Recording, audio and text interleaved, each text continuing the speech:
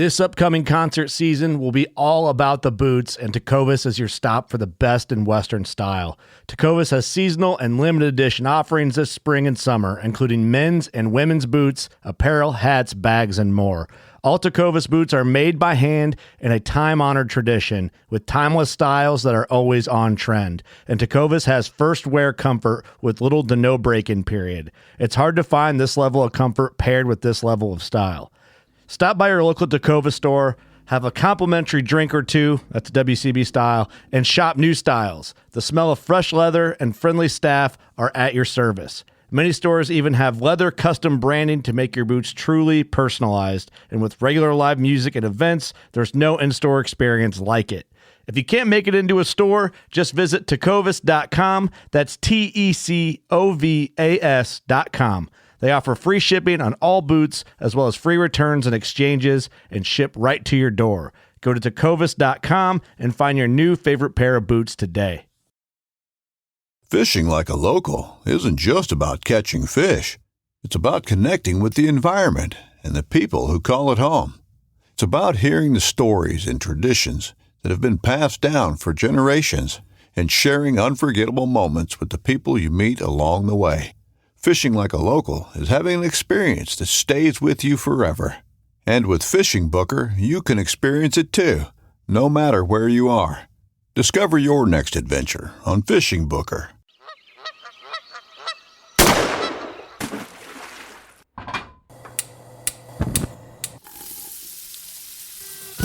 Join Justin Townsend and the Harvesting Nature crew as they explore the world of cooking wild fish and game while sharing recipes, tips, tricks, and lessons learned from their pursuit of wild food. We sure hope you ate before the show, 'cause you're gonna leave hungry. This is the Wild Fish and Game Podcast. Hey everybody, welcome back to Harvesting Nature's Wild Fish and Game Podcast. You got your host here, Justin Townsend, and I'm joined by Adam, my buddy in the Great White North. Hey, how's it going? And we're joined today by special guests who I'm going to introduce here momentarily. First off, we'll just kick it off with a bit of news and updates. So for those that haven't heard, we just released one of our new spice blends back just in the middle of last month, so perfect for the mushroom foraging season. I'm seeing mushrooms pop up all over the Front Range of Colorado, and keep an eye on those foraging groups all across the states, and everybody's getting morels and oysters and all kinds of good mushrooms. So our wild fungi spice blend is a perfect pairing for you if you're going to go for out for some delicious mushrooms. It's a good way to flavor them up. Check out our store over on the website for that. And then I just returned from Sean's neck of the woods up in Minneapolis, Minnesota, and was able to attend the Backcountry Hunters and Angler Rendezvous there, where I helped cook their wild food dinner, helped raise some good money for public land access, and then also I was honored to judge the wild food cooking competition. So chapters from different states got together and cooked in that. Holy smokes, I've been on the other side of the table as a contestant for a couple years, but being able to judge the food, I think I had everything from mountain lion to pawpaws to foraged truffles to razor clams to like such amazing food from all over the country. It was really cool to see. And in the end, champs were Washington. You know, as you can imagine, Washington's got a plethora of game, fish, and forageables, so that was very cool to see and taste. And then my own home state of Oklahoma came in third place. Missouri came in at second with some very impressive dishes as well. So always cool to see everybody out there at Rendezvous and get a good feel for that. It's turkey season. I took my 4-year-old out turkey hunting with me, which, as you can imagine, is only as exciting as a 4-year-old turkey hunting can be. He did great though. He sat for what was about 2 hours before he was like, all right, I'm ready for the turkey to come, or I'm ready to go home. So that was an exciting bit. I don't know, Adam, any updates from you? Yeah, it's foraging season has finally come out, the spring season. So I've been collecting lots and lots of invasives lately. So I've been getting tons of dandelions, eating awesome dandelion salads and cooked dandelion dishes, Japanese knotweed, which I've been experimenting with a little bit, and garlic mustard. And then I was lucky enough to head to a friend's place, kind of about a 5-hour away from me, and they have just acres and acres and acres of wild leeks or ramps. So got to bring home some ramps, which is nice. There's not many in my neighborhood. So yeah, so that's a really special thing for this time of year. And then hopefully get out for a turkey hunt soon. So this is a great time of year to get back into it all and get excited about being outside again and bringing home wild food. So I've been super excited. Nice. Yeah, it's funny because I was just looking at the map of kind of the spread of ramps across North America, and there's a little bit in like eastern Oklahoma, kind of where I grew up, and then you've got it dotted wherever. But man, I tell you, in Colorado, there's a general lapse of it, which is saddening because I've been wanting to get out and harvest them for a while, and I went from Key West here, which Key West, Florida, also has an absence of ramps, so it would be cool. And this summer I'm headed back to the East Coast to Washington D.C., so the Virginia, Maryland area, and hopefully be able to get back into them there and get out, make some more success out of my turkey season other than just turkey, which would be good. I love the forageables. So, all right, I'll go ahead and introduce our guest, and so we can get down to the meat of the show. So our guest is an award-winning chef, educator, author, and activist. He's a member of the Oglala Lakota Sioux tribe, and his personal mission is to revitalize indigenous food systems and build awareness of the transformational potential of indigenous foodways to restore health, local economies, culture, and food sovereignty of Native people. Sean Sherman, welcome to the Wild Fish and Game Podcast. Thanks for having me. Yeah, absolutely. Could you tell us a little bit about yourself outside just the short introduction? How'd you get into cooking? How did it all begin, and where are you now? Yeah, so growing up on Pine Ridge Reservation, which is in the middle of kind of southern South Dakota and towards the west a little bit above Nebraska. There's lots of sand hills there, lots of badlands inside that area too. So it's pretty a wide open space, lots of jackrabbits and antelope and all those kinds of things. And so growing up on the res, I'm just a lot of freedom outdoors, spent all my time outside. We only had like 1.5 channels, so most of my time was outdoors and growing up on a ranch, and so just doing as we do, so but my mom moved us off the res when I was about junior high age, and then we moved to a small town in the Black Hills of South Dakota called Spearfish, South Dakota, which is a beautiful space. It's got a beautiful canyon, and it's just gorgeous land space up there. And I did all high school and college there, and started working in restaurants when I did that. So I started working in restaurants when I was 13, and I just continued working in restaurants all through high school, college. After college, I moved to Minneapolis, Minnesota, and just continued to work restaurants, and worked my way up into an executive chef position at a pretty young age. I was still in my 20s when that happened, and then that just kind of kicked my career off. But it was really kind of an accident. I didn't mean to be a chef. I just was good at it, and the offer was on the table, and I took it, and then that became my career. So I started working all sorts of restaurants early on. I think the first one was a Spanish tapas bar, and I worked Italian, I worked sushi, I worked the American bistro phase that was going on in the late 90s, early 2000s. Mm-hmm. But I also got into a lot of farm to table right away too, so I started using a lot of everything, basically. So there was some local foragers we'd buy from that kind of opened me up into seeing a lot more wild plants around and trying to figure out how to use them as a chef, and just buying everything from local farmers and ranchers as much as we could. And then a few years into that chef career, which wasn't a bad career, but I took a break at one point, moved down to Mexico, and was just kind of contemplating next steps, and kind of just had an epiphany of what I'm doing, and realized that there was a complete absence of indigenous or Native American anything out there in the culinary world. There was no restaurants, there was very few books on the topic, and the books I did find just weren't really speaking to what I was looking for, because I just wanted to know what were my ancestors eating, and what was our heritage food, and what kind of recipes did we have, what did we use for salts and fats and sugars and things like that. And I had all these questions, and so the books that I saw were really just heavily fusionized, because there was just a lot of wild rice soup with cream of mushroom stuff and blah blah blah, and it wasn't really what I was looking for. So I just started researching, and I started with plants first, so I started just really researching a lot of ethnobotanical texts, which are very dry and not that informational, but at least it put me kind of on the hunt, literally, to start looking for next steps. And so I started piecing together in my own mind kind of what were my ancestral foodways. And I wasn't going back too far, because I realized in the time frame of history that I was born in 1974 on Pine Ridge, and 100 years before my birth, all my Lakota ancestors had a full extent of their knowledge, because they don't discover gold in the Black Hills until 1876. So less than a century, things go downhill fast for indigenous peoples, especially just for my tribe particularly, but it set me on a path to understand American history. So I ended up as I started my company, The Sioux Chef, it became more than just cooking food. It became talking about why we don't have Native American restaurants in every single region, in every single city. And basically, I just had to spell out American history for people, because if you grow up in America, you don't typically know about American history, because it's just, we're given a colonized viewpoint of everything, and there's a lot more that happens, from different perspectives. So yeah, my work just turned into something a little bit different. So I do a lot of speaking engagements. I travel around the country. I go to a lot of universities. I go to a lot of food conferences. I've traveled the world doing this work, and we've done a lot here. So I built a nonprofit called Natives here in Minneapolis, Minnesota, and that's an acronym, North American Traditional Indigenous Food Systems, with the purpose of just trying to bring back not only indigenous foods themselves, but the knowledge of indigenous foods. So we really focus on indigenous education and indigenous food access. So we created a market space where we feature over 50 different indigenous food producers. We have a studio kitchen where we're doing all sorts of video work and just recording videos on what to do with all these foods, but also opening up to other things in the indigenous education lens. So we're talking about wild foods and wild plants, and whole animal butchery and star knowledge, and crafting and whatever it might be. Seed saving and soil management and farming techniques, and the list kind of goes on and on, basically. Then we have a production kitchen where we make a ton of products like nixtamalized corn, using native corns from different nations around the U.S. and some from Mexico, some from Canada. We just make a lot of products like masa and tortillas and things like that we sell to the restaurant and sell through the market space. And you can order all these ingredients online through the market now too.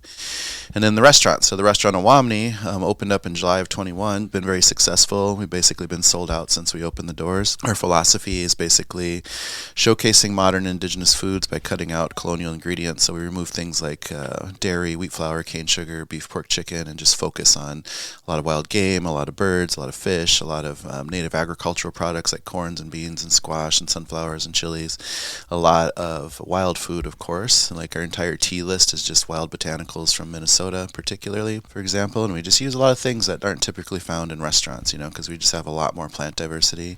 That restaurant won Best New Restaurant in the entire United States by the James Beard Foundation in 2022. And we were on tons of top 10 lists all over the place the first year we opened. And it's just a destination that people are coming in from all over to check out. So that's kind of the elevator speech, I guess. I visited both the store, Native, and then the restaurant. Thanks for fitting me in last minute. The team there was phenomenal. Okay. And the food amazing. We got to sit at the bar, which I saw all the tables and seats, but too, as like a chef, like sitting and watching the kitchen kind of move and do their thing is always a good part of everything as well. And it was great. I mean, I'm trying to think back. I left there very, very full because I just I want to taste everything I can. And that was kind of it. But we started off with some of the teas, and it was still pretty chilly in Minneapolis last week. So having some nice warm tea was a good way to kick it off. And I'm trying to remember one of my favorite, the duck breast, the ancho brine duck breast with the duck fat and the maple papita. That was so good. Yeah, our team's really good there, and we're just really proud of everything. And we've got a great chef, Lee. He's just been holding it down there because obviously I do a lot of other work, but we just have a good time just being super creative. And there's just so much limitless opportunity for exploring what is North American foods, or what are North American foods, and that's really, but doing it through this cultural lens, of looking at the indigenous ways of doing some things, and the importance of a lot of these foods to indigenous peoples. So there's a lot of story to tell with everything. And the restaurant's actually a part of the nonprofit too, because we just restaurants are difficult. They don't make that much money, and there's really razor thin margins if you have any kind of profits. But restaurants are important because for us, that's where jobs happen, because we have we can maintain over 100 employees throughout the entire year, and we have up to 150 in the summertime. And because we move a lot of money through that restaurant, a lot of that money goes directly in the hands of indigenous producers around the ones that we utilize, because that's our priority of purchasing from. So we're just and it's a big voice. Like, people get to literally experience this, and it's something different, but it's our hopes and dreams to help this happen all over the country eventually. Yeah, no, and that's awesome. It's solid. So do you yourself, I know being as busy as you are, do you get out any hunting, fishing, foraging? Are you able to spend some time outdoors? Yeah, we try to spend as much time outdoors as we can. I haven't hunted as much over the past decade, really, just because of this work.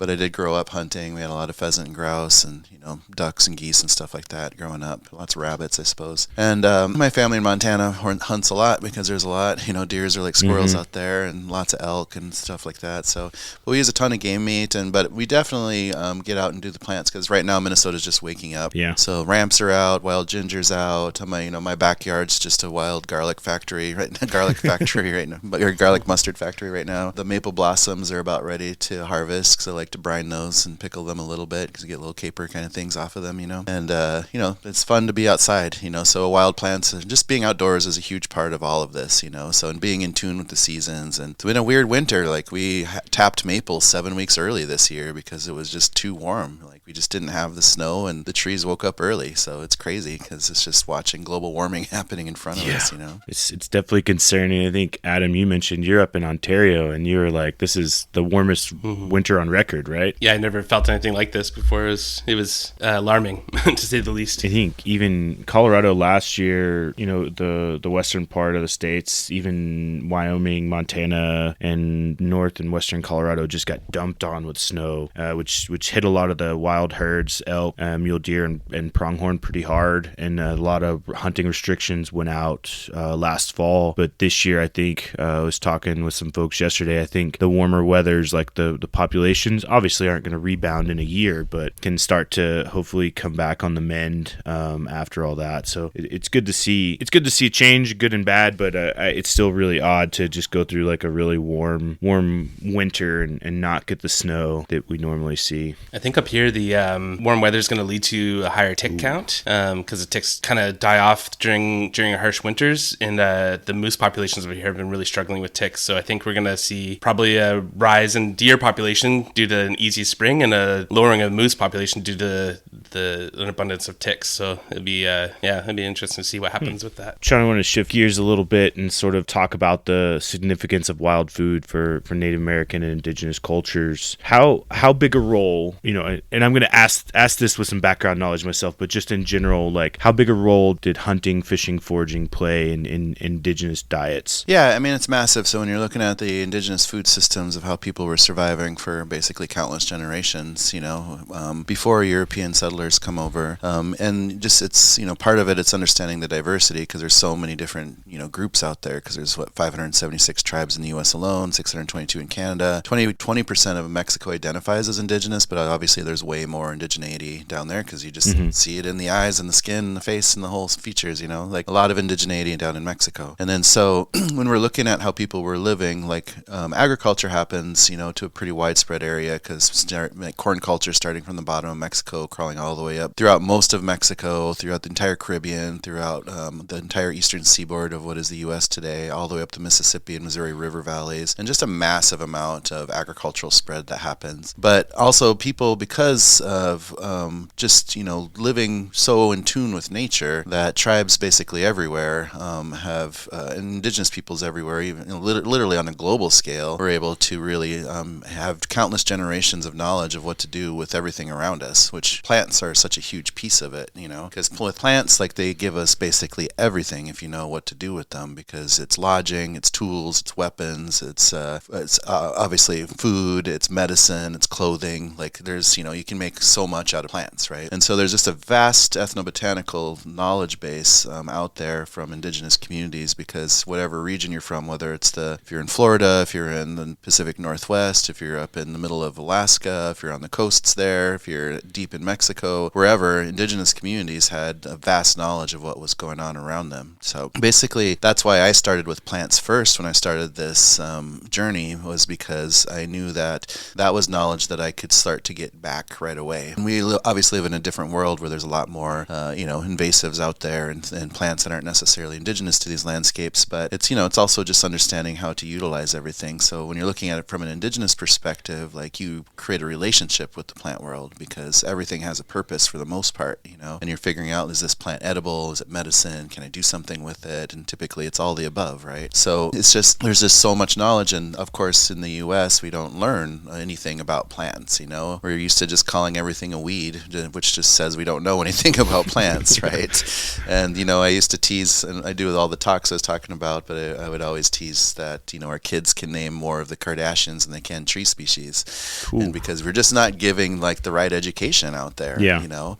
And we should really be getting people to connect with the world, because like this is a weird time, like with the water crisis that's happening in huge areas of North America. People are really unaware of what's happening and watching climate change in real time. Like we should be figuring out how we're going to like adapt to like these crazy changes that we have zero control about, you know, because it's going to make some places ungrowable, and we're going to have to figure out like how do we change things, and it's going to make some areas unlivable if water completely just goes away, you know. And so there's going to be some massive changes that are probably going to happen in our lifetime that we have to like work towards, but we should be planting the seeds to be doing something about it right now, to be living more sustainable, to be growing more food, and, you know, really utilizing land spaces better than for just cattle or for privatization, you know. Like we should really be activating lands so we can be creating food forests, so can be creating just a lot more diverse food systems around us that we could utilize to feed our entire communities, you know, because just a few acres of land in a city could like produce a ton of food for itself, right? And we should really be thinking through some situations, and we should just be working with worst case scenarios, you know, not just saying, oh, it's going to be fine, we'll be all right, you know. But we can't just rely on General Mills and corporations to feed us. Like we have to figure out systems to regain that control as we're going through some dangerous times. I agree. I was thinking, I was having a conversation with one of the big like public land supporters, and we were talking about grazing on public lands, on like BLM land or other, you know, federally owned lands, and the conversation was like there's a big pushback from ranchers to allow grazing, but there's a big pushback from folks that, you know, want to see proper land use of like, great, when these models were set up to lease land out to farmers or to ranchers or whatever, it was set up in a way that like it was meant to support the local community there, not support a massive agriculture system. And it sort of got me thinking of like that just continues to further the point of like a shift from like this big overarching agricultural program to be like, we need to go back to sort of community-based agriculture if we're going to choose agriculture in addition to wild foods, of like as a method to bring back both that food security, but also to sort of like right the balance in the natural world of like, we can't just keep planting acres and acres and acres of food and shipping it halfway across the world. Like we've seen, you know, the value of having locally produced food, and both like from a nutrient standpoint, but also from an environmental health standpoint as well. Like you can't expect a mass farm not to have negative impacts on that, you know. And I say that with the utmost respect to farmers, but when it comes down to it, I think you hit the nail on the head when you said that, like that shift for food security back to local is a huge part of that. And I think too, like even if we look at the wild food world, like, you know, going out in your backyard, like what food's growing here? What's this? I spend, you know, now I get my kids out every day. We spend time, if we go walk, if we're, you know, in the neighborhood, or if we're up hiking or whatever. But they both at 11 years old and 4 years old have taken such a keen interest to just learning about foods. And my daughter is just out there like, oh, what's this plant? Like, let's try to figure out what this is. Can we take it home? Can we eat it? Like all these things. And then it turns into like, it's not just a walk in the park or a hike up in the mountain. It's like, it's an adventure for them. But then, you know, on the back end, they're learning about tons of things that are going to help them in their future when it comes to food. And I think that knowledge is so valuable. Yeah, absolutely. Yeah, we need to be teaching this younger generation just more things that are just really vital, you know. And there's just the education needs a whole overhaul, basically. So when we talk about sort of like the use of like wild ingredients, and then we've got sort of like conventional ingredients, maybe farmed ingredients or things like that, do you see a big difference in form of like taste and nutrition on one way or the other? Yeah, I mean, I think that, you're talking about just like native agricultural products and stuff. Yeah, native agriculture, even wild forageables as well, and wild game. Yeah, I mean, there's just so much, because you've been to the restaurant, so you probably came across a few flavors that you don't typically find on restaurant menus, you know, because we use lots of things like white cedar, and, you know, we have a lot of teas using a lot of things, because we have like hyssops and bergamot, and there's high bush cranberries, there's wild rice, there's all these things that are just coming from this land space that we're on here in Minnesota, you know, and a lot of those pieces just end up on the menu as seasonings and flavorings, and, you know, some of it's in tea, some of it's like, you know, cooking down big hunks of game meat with like cedar and pine and spruce and stuff like that, and getting a lot of flavor of the forest out of that stuff, and it's fun just to cook, like, you know,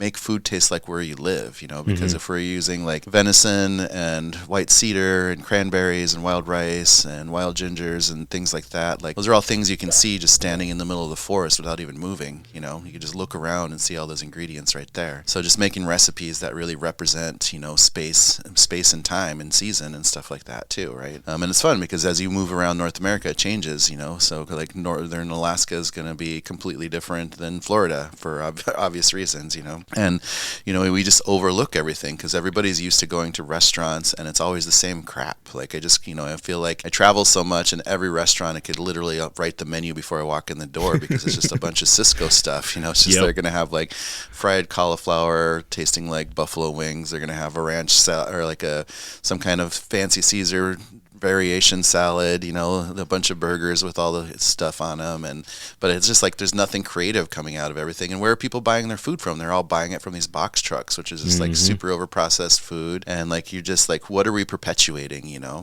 And then so it's important when we find people who are buying local, supporting local and all that, because that's a part of the food sovereignty, is trying to keep the power of our food amongst ourselves, so we're not completely reliant on giant corporations to feed us all the time. And I feel like people should have learned that lesson during the pandemic, that we shouldn't be, if your only food system is coming from like these frozen food situations, like people were freaking out because they can't get their favorite onion rings or whatever, but just make food, like figure out how to cook, figure out to like and go a step further, like think about who you're purchasing from, who are you supporting, like, and why are you buying that food from wherever you're buying, and sometimes it's not attainable. Like sometimes there's areas where you just don't have any choices but to go to a Walmart or go to a gas station or something, and I get that, but that's why we can work on ways to figure out how to get better food out there and distribute more food to areas that really need it too, so there's a lot of systematic work that has to change, so we've been working with the USDA, really addressing a lot of issues, especially in really extremely rural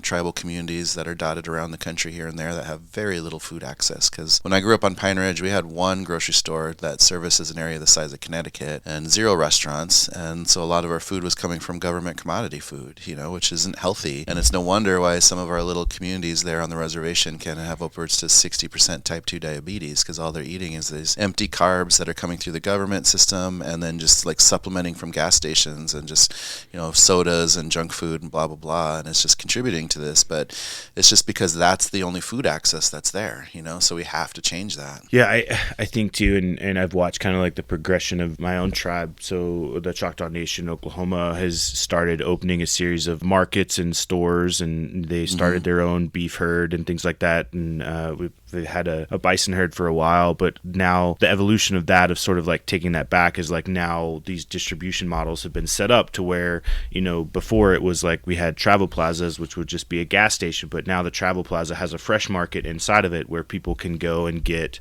fresh produce and fresh meat and things like that. And I think it's been good to see that. They just opened one up in like one of the really kind of very rural communities in Oklahoma, which is good to see, because I like growing up there didn't always see it, but then coming to another place and then going back and you're like, wow, there's like a general lack of like quality food here. And it's concerning looking back on it that, growing up in that environment, and now it's like sort of motivation for change of like, well, how do we break down those barriers? How do we get those opportunities and that allocation of food into model? I think what's the theory that there's enough food in the world to feed everybody. It's just the distribution models that are broken that can't really get it there. And I think that goes back into that sort of like local conversation of we're trying to send food across the world versus trying to distribute food locally, which I think is a big challenge. Absolutely. And the Western diet has just completely ignored like the vast majority of botanicals here in North America, so like they're just using all of these European transplants primarily. So if you go to the grocery store, that's what you typically see, is all these foods that have Eurocentric kind of situations where like there's so many plants all over the place, that we could be growing better to like just feed ourselves,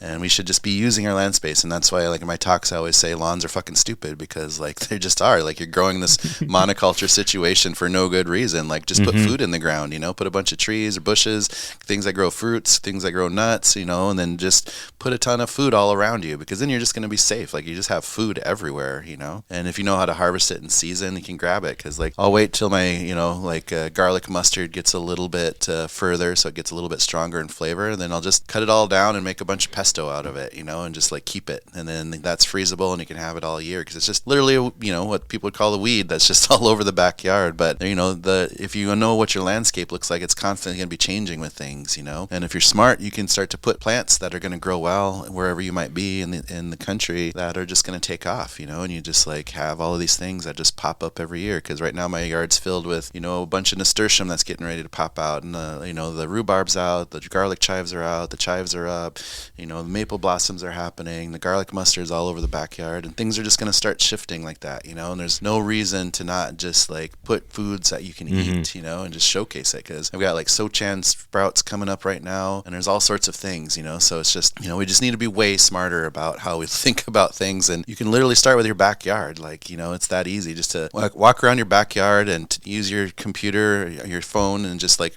take a picture and download an app. It'll tell you what the plant is, but just learn what's around you to start with, Well, I think it's cool too, because you mentioned like getting plants in your area that sort of like take off too, and like focusing on native plants and things that are already growing in the environment. The water, the fertilization, all those things, you don't need to do that because it's already meant to be in that space and sort of thrive naturally there. And I think that's Absolutely. a cool key takeaway. My favorite is every once in a while I'll go to the grocery store and see dandelion greens, and they're like European farmed dandelions, and everyone's got dandelions. Like, it's what a ridiculous thing to buy in the store. That is literally everywhere you step outside is going to be covered in them. So it's like a funny thing. It is funny because like right now, like a lot of spring things are in some of the co-ops in town right now. So we have things coming from the West Coast. So there's morels and ramps and fiddleheads and all these things that are at the grocery store so people can buy. So whatever, it's fine, But the one that always kills me is there's like they'll sell spruce tips too. And, I always hear people like, what do you do with these, but that's a different story. But literally, like, they'll buy these spruce tips for like $20-$30 a pound or whatever the price is, and then they walk outside and there's a giant spruce tree in spring and it's just filled with them, like right there. Like, it's like people are so funny that we're just so taught to believe that food has to be purchased, that you have to use money to get food, and it's not necessarily that way, because we can train ourselves to see the world different, and we can, create a relationship with plants to start to utilize them on a yearly situation, because like sometimes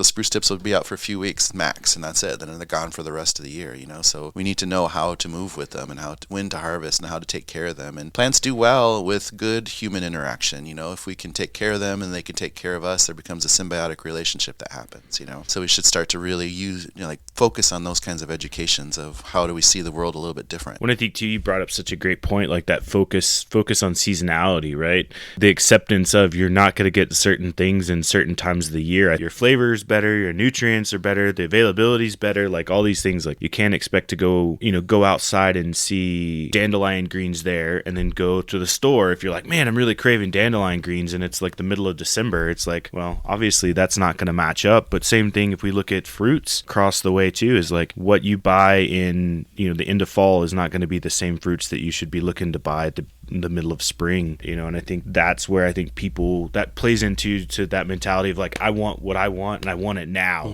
It's sort of like, that's why you walk into every restaurant and see the same thing on the menu. It's just like people have this instant satisfaction. And I think taking a couple steps back and being like, well, wait, if I can get oranges in South Florida in this time of year, like, should I expect oranges in South Florida in this time of the year? No, that's not the way oranges work. Like, they don't grow on demand, and they'll taste so much better, like so much better. Yeah, like looking not only the beautiful, like think of a June strawberry, wild or farm. They're just both beautiful in June in my area, anyways. And not only does it taste better, but having the whole year to look forward to it, you're almost like foaming at the mouth by the time you get your hands on some. And then you eat a whole bunch of them, and then you're kind of happy, and then you wait a whole nother year. By the time the June comes around again, you're so looking forward to it. And instead of eating cardboard strawberries all year, when you just lose that lust for them, I find food is just so much more enjoyable seasonally when you don't allow yourself to have it constantly, like the same thing constantly. And and we should just be really focused on celebrating like our regional diversity too, because you should just be able to celebrate foods that are particular to where you might be,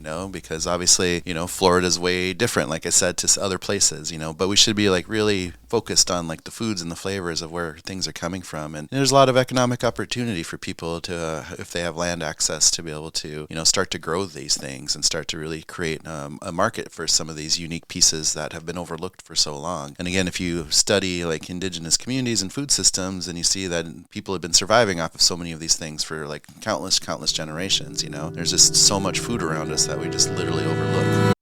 You ready? Showtime. On May 3rd, summer starts with The Fall Guy. Let's do it later. Let's drink a spicy margarita. Make some bad decisions. Yes. Audiences are falling in love with the most entertaining film of the year. Fall Guy. Fall Guy? Fall guy. That's what the poster said. See Ryan Gosling and Emily Blunt in the movie critics say exists to make you happy. Trying to make it out? Nope. Because I don't either. It's not what I'm into right now. What are you into? Talking. Yeah. The Fall Guy. Only in theaters May 3rd. Rated PG-13. This episode is brought to you by FX's The Veil, starring Elizabeth Moss. FX's The Veil is an international spy thriller that follows two women as they play a deadly game of truth and lies on the road from Istanbul to Paris and London. One woman has a secret, and the other has a mission to reveal it before thousands of lives are lost. FX's The Veil, now streaming, only on Hulu. So we've seen, and I'll shift gears, this brings up a good point to go over. So sort of, you mentioned earlier, looking at cookbooks, looking at a lot of documentation and kind of seeing the lack of Indigenous cuisine over the last like 15 or so years.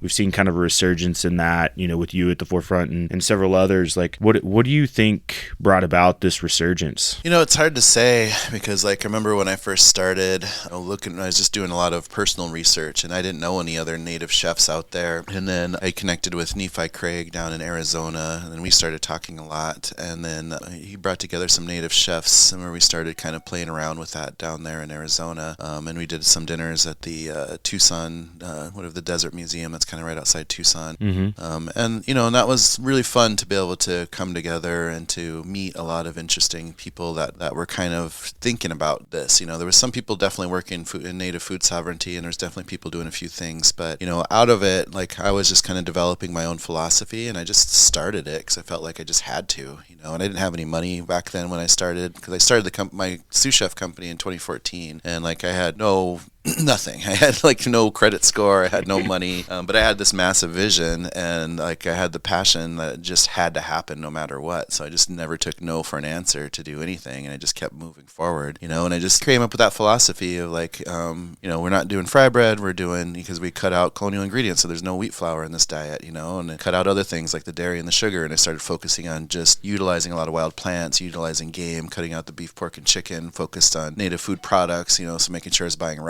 wild rice from native tribes, and you know, finding out who still held native seeds and getting into kind of the seed sovereignty issue or situations, and which I still do. I still work with a lot of seed keepers out there because there's a lot of amazing diversity of these different kinds of corns and beans and all these things out there, but just slowly piecing it together, and I feel like it just kind of took off, you know. It just grew, and you know, there's some other native restaurants around the country. I really love the guys at Tokabe in Denver.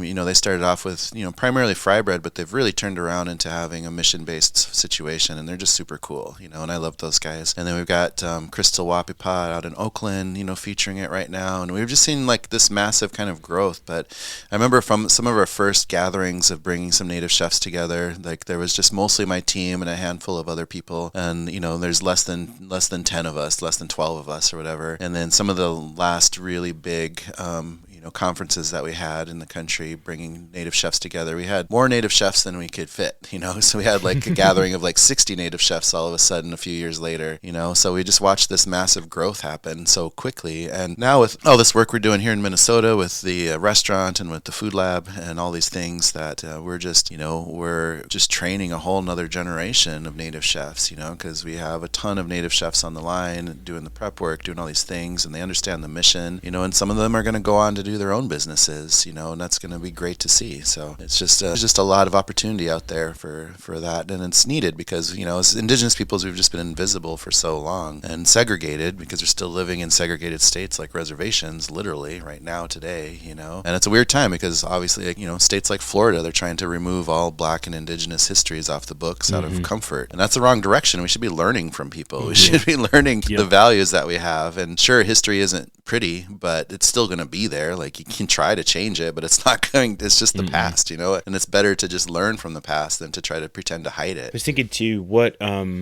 roles, so you mentioned like native chefs and native restaurants, but what roles can maybe restaurants that don't have a native staff or even like thoughts behind an Indigenous inspired menu or anything, how could they help in like preserving and promoting Indigenous foodways, do you think? I think that, we should just be focused on possibly, non-native chefs could be, paying some homage to, the land spaces that they're on. And the way to do that is not just to capitalize off of everything, but purchase some products from some native producers if there's any regionally around you, to help them out and to move a lot of money. So you're not just buying all your products from a Cisco, but you're actually pushing this with intention towards some growers out. And I think there's ways to do things without just culturally appropriating it. You can put respect into things. You can say we have this special dish with this true wild rice coming from this White Earth tribe in Minnesota or something like that. And so there's ways that people can do it without just, well, look what I discovered, and using some of that language, So I feel like it's just, teaching people that you don't have to culturally appropriate everything, that you can actually put respect and things into things, and it can come out different. You think attribution plays a big point to that, to be hey, I'm not the founder or creator of this, I got it from this cultural group over here. Yeah, and you can just say if you're able to collaborate with some people and maybe help create a recipe or something that they can feature, and maybe some proceeds of that dish goes to something, So there's ways to do things with intention, and sure. You can. So I know restaurants are slim margins, but it's also a great platform to feature and focus on certain things, And people should be really focused on who they're purchasing foods from. It's really important, I feel and otherwise you just end up with these keyword cafes that are dotted everywhere, and it's just the same. Every suburb just is the same crap. We could do better. Yes, it's my struggle with suburban lifestyle at the moment. What do you think as far as hunters, anglers, foragers? Where does their role sort of fall? I think that group of people is probably closest to Indigenous communities as far as looking at ingredients and trying to find good, delicious ways to prepare those foods. But how do you think their role is in sort of bringing and promoting Indigenous foodways? I just feel there's more out there than cows, pigs, and chickens, obviously, and people should really open up their protein choices. And that's what we did with game at the restaurant. So we have elk, we have venison, we have rabbit, we have bison, we've had beaver, we've had moose, we've had a few, just random things that come through sometimes. Obviously lots of birds, turkeys, geese, quails, even pheasants, just because they're all over the place too, which aren't indigenous, of course, but they're just everywhere. So we're using all of these things, and even insects, so we have the crickets on the menu, and we've had a few other different insects here and there, but I think it's important just to put out some protein diversity for people to think about. And also, the menu can be I think it's 60% plant-based. It's easy for us because we don't have any cheese or butter in anything. So if it doesn't have a protein particularly on it, then everything's just plant-based, and it's easy to just have a healthy diet like that too. And we're not trying to make, plants taste like a bratwurst. We're just trying to put plants, let them be what they are. Taste this wild plant for what it tastes like, taste this food and just let it be what it is, and it's just you get more out of it that way. I appreciate that. We're not trying to make plants taste like bratwurst. I have such a I could go down a rabbit hole on the imitation meats, but I won't. I tried the crickets at the restaurant, the crickets and the popcorn, and that was phenomenal. I think that's probably the second or third time I've had crickets. I don't know, the first time was intentional. No, they were pretty tasty. Get ready for the greatest roast of all time, the Roast of Tom Brady, a Netflix live event happening May 5th. Hosted by Kevin Hart, the 7-time world champion gets his cleats held to the fire by famous friends and frenemies on an unforgettable night where everything is fair game. Tune in on May 5th at 5 p.m. Pacific time for the Roast of Tom Brady, live only on Netflix.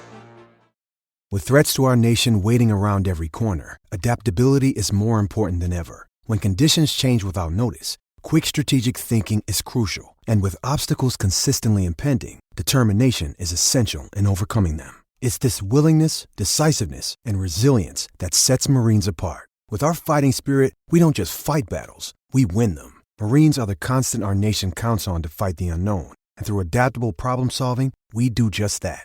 Learn more at marines.com. Want to shift gears just a little bit because we're sort of coming on the tail end of time here. So what are your hopes for the future of Indigenous cuisine in North America? So we've talked a lot about kind of how everybody can sort of play into their part to represent, but like, where do you see the movement going? Well, we're just kind of playing our role. So like with our nonprofit vision, we're just trying to create a support center so we can make some of the hurdles easier to deal with for other people moving into any kind of Indigenous food situation, whether it's restaurant, catering, some kind of community center or whatever it might be, and also food production. We just want to help people like get more products out there on the market, and because we're creating demand. So the Indigenous Food Lab, with all these components of the market, the classroom studio where we're recording lots of education on how to use everything, and then the production kitchen that we're using not only to make products but also to bring people in and train and develop them of how to work with Indigenous foods on scales, because some of you can learn how to make food for a family of 4 with some of our videos, but you can also learn how to make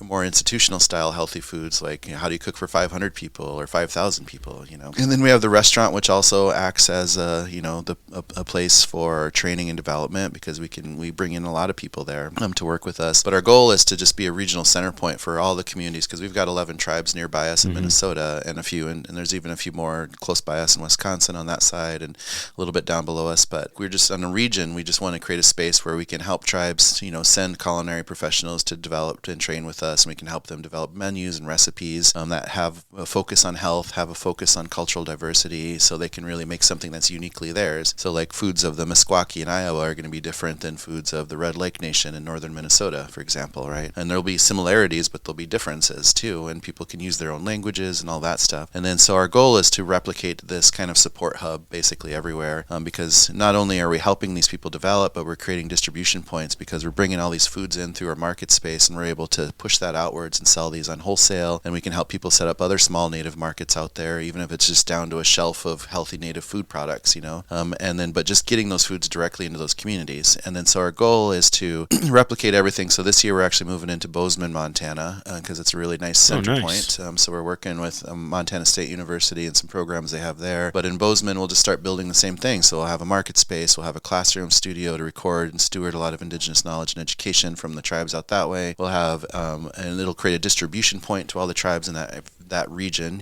and we'll have the production kitchen to make products and process things as maybe they need more game processing or something. Like we'll kind of, fine tune it to what might be the best needs for that production kitchen. And then we'll have some kind of satellite restaurant eventually, which will create a lot of jobs, will create a lot of new skills for people. It'll move a lot of food product and just be kind of an engine to help things along and just make sure there's always a demand happening around those foods out there. But beyond Montana, we are also planting seeds to open up spaces in places like Anchorage, Alaska, Honolulu and Oahu, Rapid City, South Dakota, Oklahoma, California, and we're just going to keep stamping. And once we get a few of these extensions out there, we're going to move faster and faster, because we're kind of using a restaurant type concept a little bit that really kind of builds the infrastructure of distribution, of education, and the skill building around all of this, but also just putting these restaurants out there, to create all this stuff. And so eventually our goals are to be all over North America, and eventually cross colonial borders, be up in Canada, we can be down in Mexico, and we can go around the world, because this, colonization didn't just happen to Native Americans in the U.S. It's something that's happened to Indigenous peoples globally.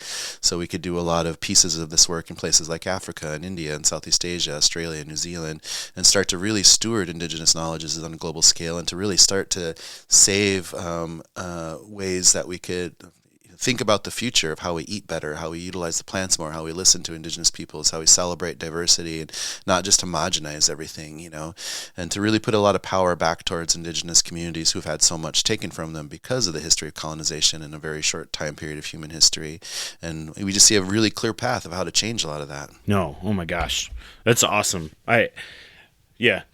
That's it's a lot to unpack, and I love it. I was thinking, yeah, it's a big vision, but we're moving forward, and we're a nonprofit, so the only thing holding us back is capital right now. But we're creating sustainable pieces as we go, because like the restaurant's completely sustainable, but it's just like finding the right grant monies to help us move forward, to really build an infrastructure that never existed, to really put a lot of opportunity into economic growth on tribal communities for the purpose of health and growing Indigenous foods, and just putting a lot of education out there so people can learn about it more and and more and more, and start to steward a lot of knowledge that was taken from us, especially towards the turn of the century when we got pushed into boarding schools and residential schools, and a lot of our indigenous knowledge was being stripped away from us. But we're creating systems to preserve that and return a lot of that, you know. No, that's great. And I was thinking sort of like, even on the wild food side of it, when we talk about like hunting, particularly, you mentioned like the processing aspect of it. And to me, that as I talk to people, is one of the big barriers of entry into hunting is like, well, I've got this, like, what do I do with it? And I even think about in Native communities too, like growing up, you know, hunting with my grandfather, hunting with my uncles and all those things like that is like, the way we took care of animals then and the way that I've sort of like learned to take care of animals now and like the use more of the animal, I think is something that I'm hoping to promote and continue to promote, you know, through our work too with Harvesting Nature, of like this use of the whole animal and all that. And Absolutely. Because the one lesson that we had as Indigenous peoples that people do learn about is like, you know, they'll learn kind of generically that Native Americans used all the parts of the bison for something, right? But they're missing the lesson there, because the lesson is there that we had the privilege to be extremely resourceful because we had the education to be resourceful. We didn't waste anything because we didn't have the privilege to be wasteful like we do today, where we just buy something and throw it away moments later and just create massive amounts of trash constantly, you know?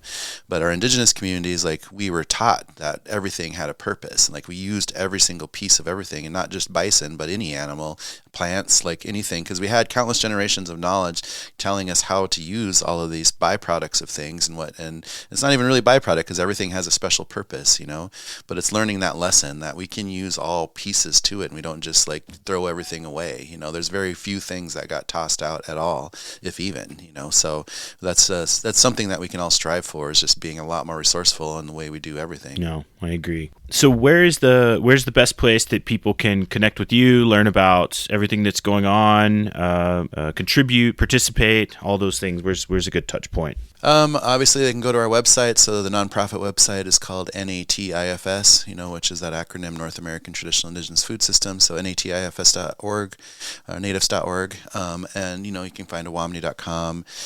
They can just look up my name because I have my own website, just Sean Sherman, just to kind of keep track of some of the stuff that's moving forward. There's a new cookbook. Hopefully it'll be out by the end of next year, as long as we hit all the timings. But it's a big one because it's looking at all of Turtle Island from Mexico through Alaska, erasing the colonial borders, and just looking at the immensity of the indigenous diversity and all the different foods across that whole spectrum, you know. And you can only scratch the surface because it's a massive area to tackle, but hopefully it'll open up the way people think about North American foods differently and think about culture, you know, because it doesn't matter who's speaking Spanish, English, or French. Those are all foreign languages here, so we should be really focused on like understanding the true like root system of North America, which are the indigenous peoples and the knowledge bases that they have and the foods that we've survived off of so long. And because like we can be adaptable through all of these massive changes that are coming our way, but we have to be smart about it, you know, and we have to be in tune with nature. We have to be in tune with plants. We have to be in tune with animals if we're going to survive. Like, there's just no way about it. And we got to take care of our water. We got to stop wasting water everywhere, you know, because we're not putting the right kind of regulations on.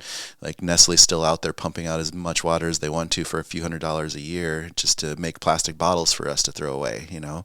And we just need to be way smarter, you know. And like Palm Springs has 120 golf courses in the middle of the desert. We should be like using that technology for food, not for keeping golfers' shoes clean, you know. Like, we have a lot of work to do. No, agreed. Adam, any last thoughts or questions for Sean? I have a million, but in terms of time, I'll keep. You just talk for hours and hours, I think. But I wanted to thank you. That's I think the future of sustainable food, and you know, the future of food is uncertain. I think the answer lies in what you're doing, and I just want to thank you for that. And I want to point people to your cookbook as well, The Sioux Chef, which is one of my favorites. And for those unable to have the pleasure of eating at your restaurant, you can at least bring it home and learn some things about the type of things you're doing with food, and there's some awesome recipes and awesome information there. So definitely go and pick that up, because it's one of my top 10 favorite cookbooks on my shelf. So so thanks a lot. No, thank you. Appreciate that. Yeah, absolutely. I did have the cookbook on the list to discuss, but the discussion was so good we didn't make it there. It too lives on my bookshelf as well. You know, I tell you, Sean, thanks for everything you're doing. You know, I sat in the restaurant the other day, and it's not often this good feeling, but I'm like, I'm proud to be Native. I'm proud to eat Indigenous foods. Like it was in that moment, I was like, this is the right place. This feels good. It feels right. And I mentioned earlier leaving there being full because I wanted to taste everything, but also too, like hours later, like my body feels good. I didn't feel like drugged down. Like I need to go take a nap. Absolutely. Like I'm eating right. So yeah, exactly. That made me very, very happy. So I don't know, Sean, do you have anything you want to leave the audience with? Any last thoughts or alibis? I just hope that people can, learn more about the land spaces that they're on, really embrace the histories, because it's important to know what happened to people, and to, just think about food differently. Like we can be better as humans. We just have to try a little bit, Agreed. No, that's awesome. Thank you for coming on today. I appreciate the time. I'm glad we could finally sit down and chat, and, look forward to hopefully some continued conversations. And thank everybody out there for listening. As always, you can find our show notes online or below the podcast episode, and then whatever podcast platform you listen to, please punch that 5-star button, leave us a review, tell us we're doing right, or tell us we're doing wrong. Thanks everybody, have a good night.